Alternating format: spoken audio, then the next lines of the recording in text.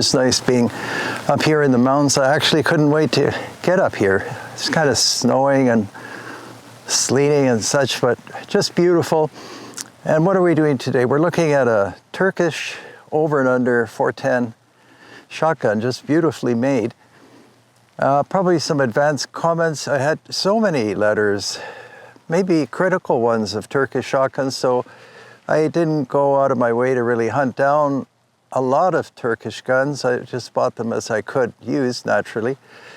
So far, I have nothing bad to report. That one that was supposed to be a real disaster, sort of a copy of a Benelli, I think we made a video on that, a short one, and it worked flawlessly for me. Naturally, people wrote me and said that, you know, I'm completely mistaken, and maybe I could be mistaken, but so far the gun hasn't jammed. But I do oil it and I clean it, and I put a little bit of grease in the action just because I watched a video where a guy kept shooting until he destroyed the action, which we could do with any gun if we cared for it, you know, that way.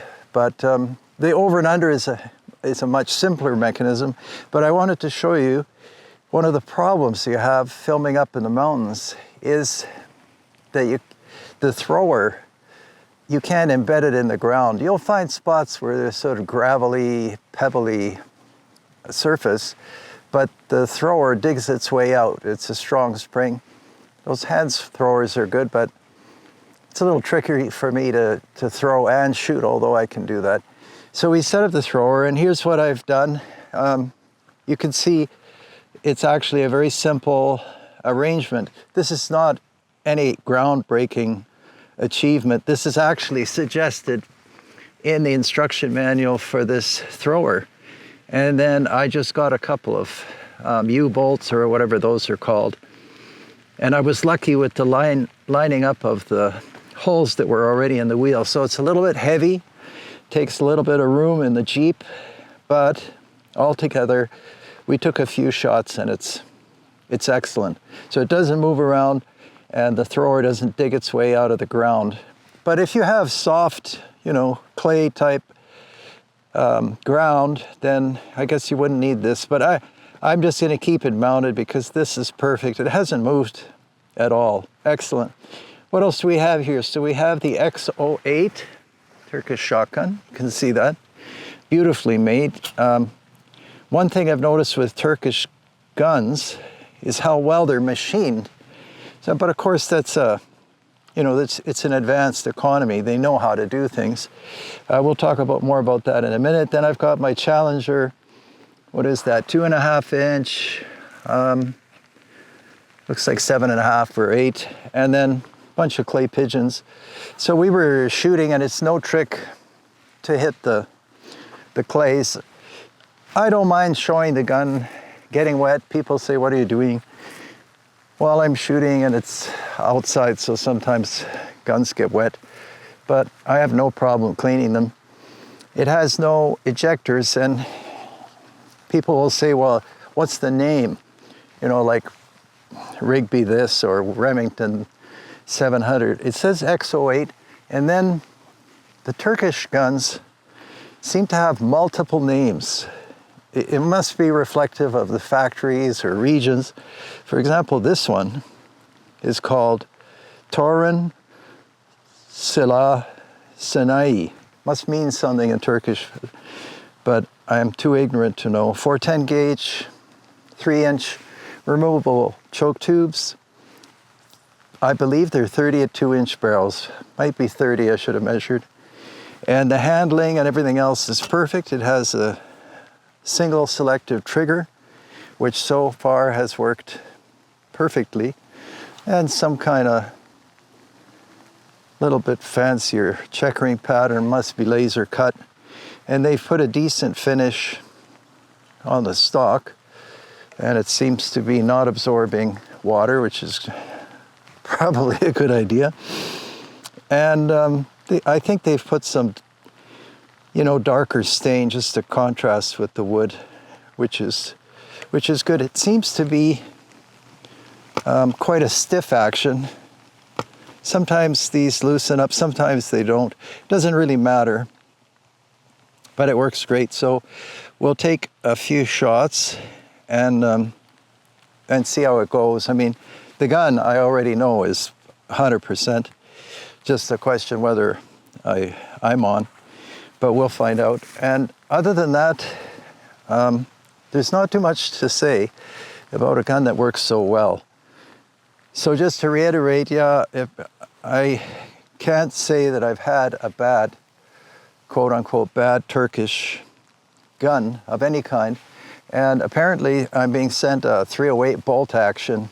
So I look forward to that. It looks good. I'm not sure if that barrel's threaded in or press fit into the 308, but I'll find out soon. All right, well, we'll take a few shots and see how that goes. Just wanted to show you those. They have to be cute little 410 shells. I've always liked shooting the 410. It's a more challenging gauge, there's no doubt about it, because the pattern is quite thin. There just aren't that many pellets, and the length of the shot column is quite long, because the pellets are kind of being squeezed, you know, through the bore, and you get a long shot column. But I think we've talked about that before. Anyway, just wonderful. And I must say, this winter we'll be making more shotgun videos. I have quite a collection of over and unders and side-by-sides that I'd like to show you. And somehow shooting clays or just wing shooting, where you go through a lot more ammo. But I shot thousands of rounds. It's just because it's dynamic shooting, and there aren't, telescopes and turrets and minutes of angle, and it's to some extent an instinctive kind of shooting. It's just a lot of fun if you have the time and interest. Anyway, we're shifting into heavier snow, so I should stop talking and start shooting. Good.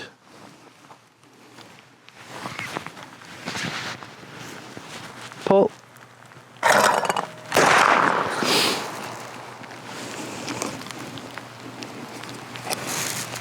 I kind of set that up for success.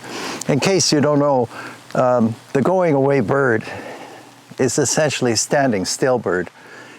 Just point under the bird and under the clay pigeon, and generally speaking you'll get it, which is kind of a nice thing if you're filming, because then the viewer sees that maybe you're capable of hitting something.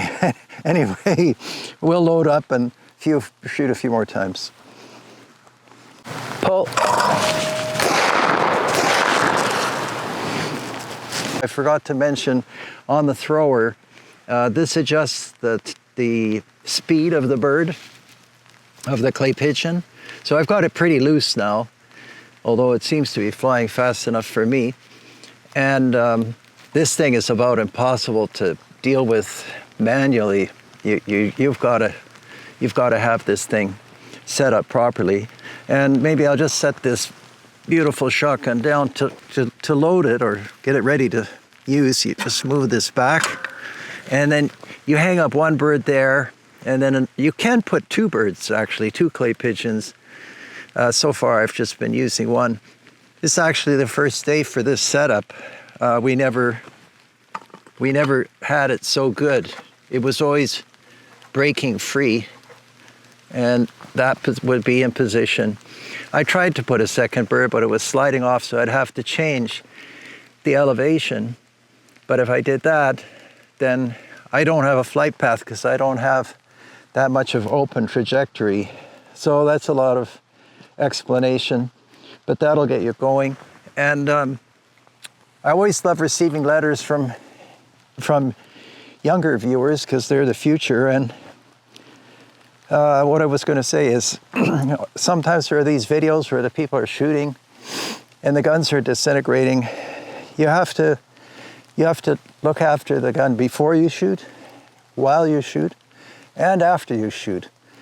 Much like driving a car, except there are no sensors on the firearm, so you have to keep an eye on what's happening, and maybe you have to do something, or maybe you have to stop shooting.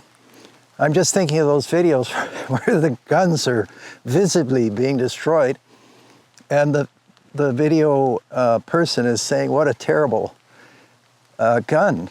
For sure, it's similar to, putting a rock in a blender. Things aren't going to go well, and we can watch it disintegrate, but I don't know what it proves.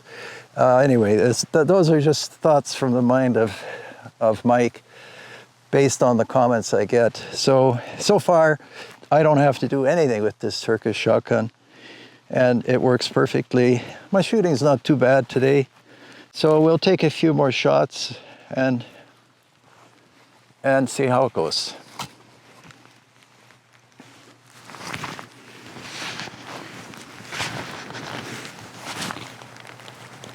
Pull.